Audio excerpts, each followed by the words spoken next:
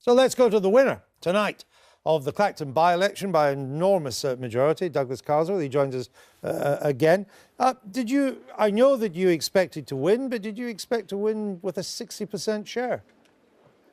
No, I'm humbled and bowled over. I thought things were coming my way, but you know, I actually feel quite emotional about it. I'm bowled over. Yeah. Well, what more can I say? But thank you to the voters. I put my trust in you. I put my principles in front of you. I asked you to decide if you wanted me. I said I answered to you, not to David Cameron and his whip's office, and you gave me the thumbs up. So thanks. I assume that you must think that this now puts UKIP in with a pretty good chance of winning Rochester. I think the real significance in what happened in Clacton is that 45% of people who voted for Labour in 2010 here voted for UKIP. And in Middleton and Haywood, we see very clearly a large shift by traditional Labour voters towards UKIP. I think that means that we can win in Rochester, but I think it has huge implications. I would urge you to talk to Matt Goodwin, get him on your programme. He's got some very interesting things to say about this, and I think the implications of what happened here and in Middleton and Haywood are huge. But, you know, it's been a long night. He's better at numbers than me, so you should talk to him. You're going to be a bit lonely in the House of Commons? The tea room, you know, I never went into the House of Commons for the company. I went there for change. I'm going back there for change. My friends are here in Clacton. I'm friendly to people in the House of Commons, but I'm in the House of Commons to get change. I'm not there to be buddy-buddy to people in the Whip's office. Do you think your former Conservative colleagues will send you to Coventry?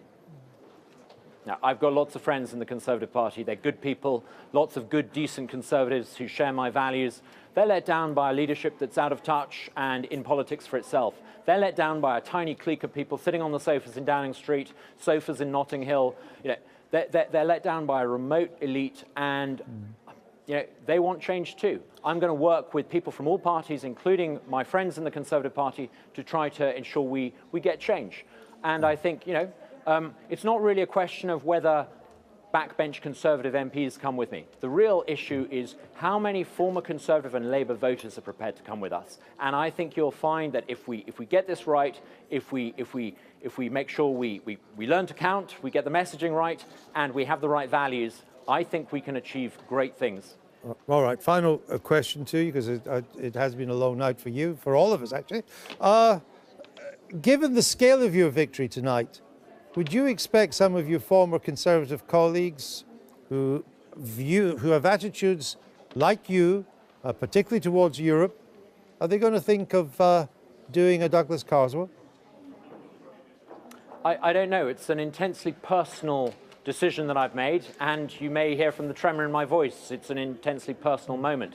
Whether they want to put themselves through it, given the vitriolic attacks made on people like Mark Reckless by the toxic Westminster machine on their character, I don't know. They may decide not to. But if fear is what's holding the Tory party together, it's pretty ominous for May next year.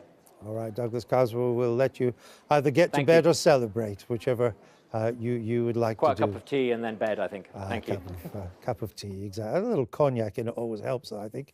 Douglas Carswell, thank you very much for joining us. That's the winner of tonight's by-election in Clacton.